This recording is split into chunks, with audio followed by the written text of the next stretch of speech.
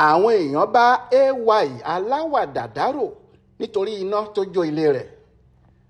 Gbajúgbajà aláwàdà sọ̀rọ̀sọ̀rọ̀ àti òṣèré orí ìtàgé nì Ayọ̀dèjì Richard Makun tí ọ̀pọ̀ èèyàn túmọ̀ sí AY ní iná ńlá kan sọ nínú ilé rẹ̀ tó wà nílùú Èkó lọ́jọ́ àìkú Sunday ọjọ́ 6 oṣù kẹjọ ọdún tí a wà yìí.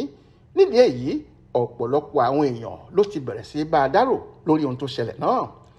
Nínú fídíò kan tí òun pàápàá fi sí orí ẹ̀rọ ayélujára, níbẹ̀ ni ó ti ṣàfihàn ilé alájà méjì náà tó ń jó.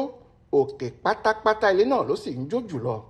Ọ̀pọ̀lọpọ̀ dúkìá ló ṣòfò nínú ilé ọ̀hún pẹ̀lú bí iná náà ṣe fẹjú kẹ̀kẹ́ tó sì ran ilé náà yíkáyíká.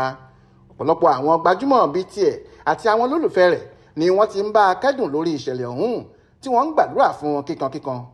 Ohun tó kọ́kọ́ kó ìpayà bá àwọn olólùfẹ́ rẹ̀ ni pé ṣé AY kò sí nínú ilé tàbí àwọn mọ̀lẹ́bí rẹ̀ kankan lásìkò tí ìjàmbá náà ń ṣẹlẹ̀ lọ́wọ́lọ́wọ́.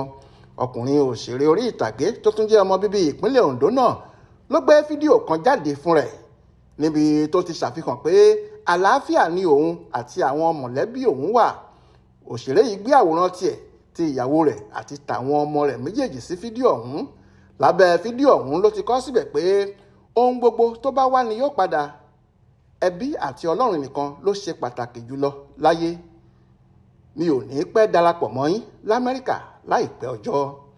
Báyìí ni ọkùnrin aláwàdà yìí ṣe kọ sábẹ́ fídíò yìí láti fi dá àwọn olólùfẹ́ rẹ̀ lójú pé kò sí nǹkan kan tó ṣe òun àti mọ̀lẹ́bí òun, tí àwọn èèyàn sì tún ń bá a kẹ́dùn tí wọ́n tún ń gbàdúrà fún un pé Ọlọ́run yóò dá gbogbo ìkólọ rẹ̀ padà. Jamiu Àbáyọ̀mí ló ṣàkójọpọ̀ ìròyìn náà fún Aláròyé online television.